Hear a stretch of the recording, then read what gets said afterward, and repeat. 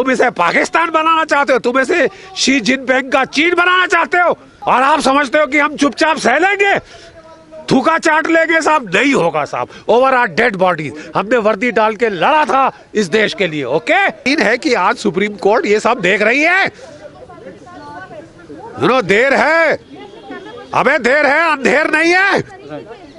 देर है, अंधेर नहीं है। सेंट्रल सरकार को इस पे एक्ट करना पड़ेगा। अगर किसी प्रोविंस में the government can not be conducted as per the rule of law, then there is a law, there is a law, there is a constitution. एक संविधान है, हमारी आजादी की रक्षा करेंगे। ऑलराइट, 25,000 हमारे जवान ऐसे फालतू शहीद नहीं हुए। आगे का क्या एक्शन रहेगा सर इसके ऊपर से आपकी? अरे साहब, हम नहीं रुकेंगे जब तक ये जो भंडाफोड़ नहीं होता, ये जो ढकोसला है, ये खत्म नहीं होता। You can't make a Tamasha out of this Republic.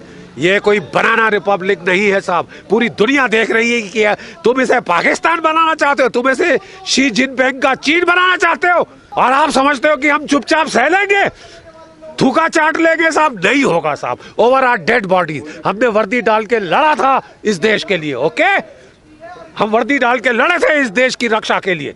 और अगर इस देश की संविधान पे, इस देश की आजादी पे, अभिव्यक्ति की आजादी पे, प्रेस की आजादी पे हमला होता है, हम सब पर हमला है। एक व्यक्ति विशेष की बात नहीं है। इट इज नॉट कोई एक इंडिविजुअल या एक चैनल। अरे भाड़ में गया टीआरपी, भाड़ में गया टीआरपी। और तुम लोग जो बाकी प्रेस वाले हो, आज तुम लोग चुप्पी साध के बैठोगे तो याद रखना नाजी जर्मनी में क्या कहा गया था।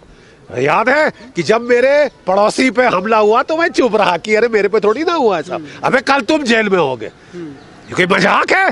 भारत के लोग नाली के कीड़े हैं, गली के कुत्ते हैं, जो मर्जी चाहे मरवा दे, कुछ भी कर दे, जेल में डाले, पीट दे, ये कर दे। क्या है साहब ये? एक क्वेश्चन ये है कि अगर आज दोनों का स्वामी को जिस तरह सुबह उनको ले जाया गया, जबकि अगर महाराष्ट्र सरकार और पुलिस अगर ये सही रीजन नहीं बता पाती है कि उनको क्यों उठाया गया था, तो उनके ऊपर सख्त कार्रवाई होनी चाहिए, पुलिस पे भी और उन नेताओं पे भी। देखिए साहब, हर पुलिस का अफसर सेंट्रल गवर्नमेंट का एम्प्लॉय है। Rules of civil service apply. You can not take the law into your own hands. आपको कानून पे चलने के लिए, कानून को बचाने के लिए वर्दी हम सबको दी है। ठीक है, आप कानून को अपने हाथ में नहीं ले सकते साहब। And if you do, home ministry को यहाँ कंप्लेंट गए हैं। तो अभी मतलब सेंट्रल सरकार को इसमें इंटरसेप्ट करना चाहिए। सेंट्रल सरकार को इस पे एक्ट करना पड़ेगा। अगर किसी प्रोविंस में the government can not be conducted as per the rule of law, then there is a law, there is a law, there is a constitution. एक संविधान है, एक संविधान है साहब। किसने उसको एब्रोगेट किया है? शी जिनपिंग से आप हुक्म लेके आए। आप उसको शी जिनपिंग का घटिया यहां पे क्लोन बनाना चाहते हैं। वहां किसी अभिव्यक्ति को आजादी नहीं। वो तो ये नहीं बोलते कि हमारे कितने जवान मरे। ठीक है साहब, आप इसको ये चाइना बनाना चाहते हैं। क्या हो तुम, क्या हो तुम हमारी आजादी छीनोगे? बुध होके आओ। सर, अभी पता चला कि अर्णव गोस्वामी का मेडिकल हुआ है, तो उसमें उनको काफी चोटें आई उनकी बैकबोन पे। क्या कहना है इसके बारे में? तो फिर एक रूल ऑफ लॉ है, एक रूल ऑफ लॉ है इस देश में, या कानून व्यवस्था सब हट गई, घर की खेती बन गई? किसने इस देश की संविधान को एब्रोगेट किया? बताइए मुझे। तो आपको अनाउंस तो करना चाहिए ना तो सब की कानून संविधान सब खत्म है, परिवारवाद होगा यहाँ। तो सर वो क्या लगता है वहाँ पे राष्ट्रपति शासन अब लगना चाहिए? आपको लग रहा है कैसा माहौल बनता जा रहा है? क्यों नहीं लगना चाहिए? बहुत पहले लग जाना चाहिए था। व्हाट डू यू मीन क्यों नहीं लगना चाहिए? Is this the rule of law? देखिए साहब, हम बच्चे हैं। कॉज इफेक्ट चेन आप और मैं नहीं देख सकते कि उसने ये किया, उसने एक चीज का मुद्दा उठाया कि क्या हुआ, एक औरत को उठा के 13वीं फ्लोर से क्यों पटक दिया गया बगैर कपड़ों के? बगैर कपड़ों के। चाहते हो कल तुम्हारी माँ बेटी के साथ हो? क्यों साहब हम चुप रहे? तो तुम दूसरा मारोगे, तीसरा, चौथा मारोगे साहब। ये कहां रुकेगा? हो कौन तुम? कौन हो तुम हमारी आजादी छीनोगे? अबे हम झक मार के हम 25,000 लोगों को हमने शहादत दी है लड़ाई के मैदानों में अपनी आजादी बचाने के लिए। नेताजी की फौज थी 60,000 की, 26,000 शहीद हुए थे आपको आजाद करने के लिए। इसलिए कि कहीं हर 2 टके का तानाशाह यहाँ पे इस गली से हो गए, उस गली से हो गए, इस पॉलिटिकल पार्टी से आए, बख्शिक बनते जा रहे हैं ये समाज सेवा के नाम पे। अरे साहब, अगर बाढ़ खेत को खाएगी तो क्या होगा? तो सही माने में माफियागिरी, माफिया, ये लोग इस तरह माफिया जैसे काम कर रहे हैं, माफिया से बड़े। अबे हम क्या डॉन के चमचे हो गए? दाऊद इब्राहिम हमारा बादशाह है, तुमने समझा क्या है? दाऊद इब्राहिम राज करेगा, तुम राज कराओगे? सर, पत्रकारों पे हमेशा कभी यूएपीए लगा दी जाती है, कभी कोई धारा लगा दी जाती है, तो ये क्योंकि तुम लोग चुप हो, तुम्हारी चुप्पी सबको सुनाई दे रही है, तुम्हारी चुप्पी सबको सुनाई दे रही है। मीडिया के अंदर भी डिस्ट्रीब्यूशन है, मीडिया के अंदर भी फाड़ है। देखिए आप, ये ऐसे समय में देखो, हमको बताया था जब वसूल की लड़ाई है, कोई कीमत नहीं गिनी जाती, कोई कीमत नहीं गिनी जाती। मेरी जान जाए, मेरे चीथड़े उड़ जाए, अरे मेरा बड़ा भाई माइन से फट के मरा था, ठीक है, 2 इतने बड़े टुकड़े भी नहीं मिले थे, इकट्ठे करके जितने मिले उनको जला दिया था, उसके अगले साल में फौज में आया था, ठीक है साहब। 65 में वो शहीद हुआ, 66 में मैंने फौज में एनडीए की मैंने इम्तिहान दे दिया, अपना इंटरव्यू दिया, और 67 में फौज के अंदर था। कोई लड़ाई का मैदान नहीं जहां मैं लड़ा नहीं हूं, जहां मेरे दाएं मेरे बाएं लोग नहीं मरे। तुम क्या समझते हो, तुम फौजी को डराओगे? कांग्रेस और एक तरह से अंदर ही नगरी चौपट राज वाला हिसाब किताब बन चुका है, और इन सबको बर्खास्त कर देंगे और जनता को। अरे साहब, पिछली बार कांग्रेस आई थी दिल्ली में तो इमरजेंसी लगा दी और सोचा था कि लोग भूल जाएंगे, यहाँ थोड़ी ना रहेगा कि हमने किसको मारा, किसकी नस काटी, किसका क्या किया। बाप का राज है, बछड़े का राज है, तब भी था ना, ठीक है साहब। 2 साल बाद जनता के पास आए हाथ जोड़ के, और जनता ने टिका दिया। हिंदुस्तान की जनता बेवकूफ मत समझना।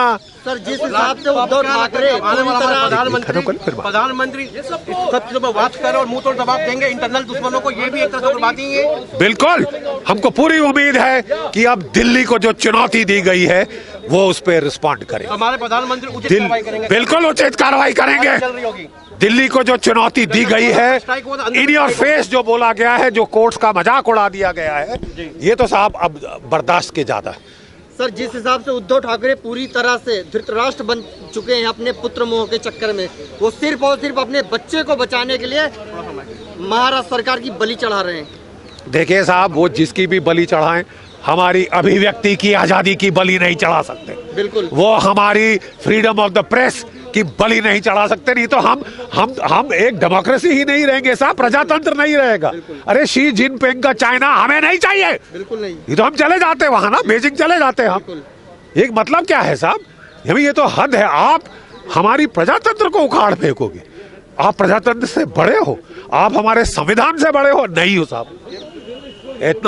इतना गरूर मत करना, इतना अभिमान मत करना। उस अम्मा और बछड़े ने भी किया था, अकल आ गई थी उसके बाद। और अभी तो तुम केवल एक वहां गए हो, एक प्रोविंस के अंदर आपको थोड़ा सा राज जैसे लिया है, सब जानते, ठीक है। और आप समझते हो वहां से इमरजेंसी पूरे भारत पे लगाओगे, और बाकी सब हम हाथ पे हाथ धरे बैठे देखते रह जाएंगे। अभिव्यक्ति की आजादी हम तुम्हें दे देंगे, चुपचाप डर के मारे लोट लगाएंगे कि साहब हमारे घर पे एक बुलडोजर ना चले। मतलब एक प्रजातंत्र में